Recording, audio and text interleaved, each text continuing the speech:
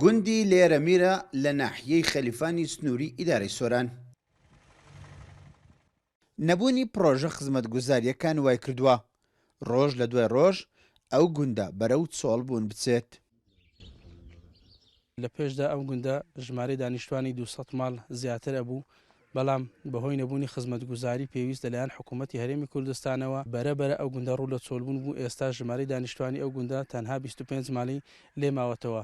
سەبارەت بە پڕۆژەی جادەی ئەو گوندە لە ساڵی 2008ەوە ئەم پڕۆژەیە دروست کراوە، بەڵام بەر لەوەی ئەم پڕۆژەیە لەلایەن حکوومەت و لیژنەی حکوومەتەوە وەربگیرێت، ئەم پڕۆژەوە جارێکتر سیانەی بۆ کراوە. ناکرێت لە ئەساسی بیر و بۆچوون و سیاسی یان ئیتیمای سیاسی ئەم شوێنە تا شوێنێک جیاوازتر لەگە بۆچوونەکانی تۆ ناگونجێت تۆ دەی سزای سیاسی ئەدەی بە تایبەتی ئەنی لە ڕووی خزمەتگوزاریەوە تۆ جادە و ڕێگابان چ رەبتی بە بابەتی سیاسیەوەیە؟ هاوڵاتی ئەم نیشتیمانە نین، ئەمانە خەڵکی ئەم وڵاتە نین، داهاتی ئەم وڵاتە چۆنە بۆ تۆ بۆ وانیش هەمان شت نییە، یان بۆ لایەنێشتر چۆنە بۆ هەمان شت ئەو کەسە هەمان ئەو مافەی نییە.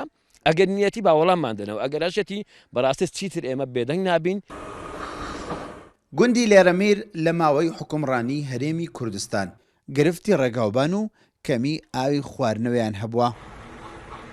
هاوشێوەی گوندەکانی تری سنوورەکە نەبوونی بنکەی تەندروستی و زۆر جاریش گرفتە پەروەردەیەکان وای کردووە دانیشتوانەکەی بە ناچاری گوندەکەیان چۆڵ بکەن و ڕوو لە سەنتەری شار و شارۆچکەکان بکەن. ئێمە وەکو دانیشتوانی گوندی لێرەمیر دوو گرفتی زۆر گەورەمان هەیە. یەکیان ئاوەکەیە، ئەوەتریان ڕێگاوبانەکەیە. ئاوەکە لە سەرەتای ساڵی 2013 بیرێکمان بۆ لێدرا بووی، بیرێکی ارتیوازی، بەڵام بە بیانووی نەبوونی بودجە و موچەی پێویست تا ئێستا ئەو ئاومان بوونەوەتەوە ساڵانە بە تانکەر ئاومان بۆ دێ. ئەوەش گرفتێکی گەورە دروستەکە و لەبەرەوەی بەشی ئەو خەڵکی ناکە. ئێستا گوندەکە زیاتر لە 25 ماڵەوە زیاتر لە 150 ماڵیش کۆچیان کردیا. لێرەمی لەو خزمەتگوزاریانە بێبەشە.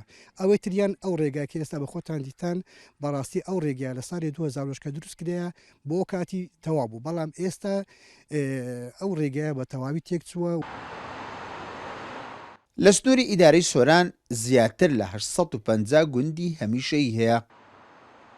80 بۆ 90% گوندەکان گرفتی نەبوونی پرۆژە خزمەتگوزاریەکانیان هەیە، خراپی ڕێگاوبان و کەمی ئاوی خواردنەوە و لە بوارەکانی پەروەردە و تەندروستی و کارەبا و لە بەشێکی گوندەکانیش نائارامی ناوچە سنووریەکان زۆرترین گرفتی ژیانی ڕۆژانەی بۆ گوندنشینان دروست کردووە.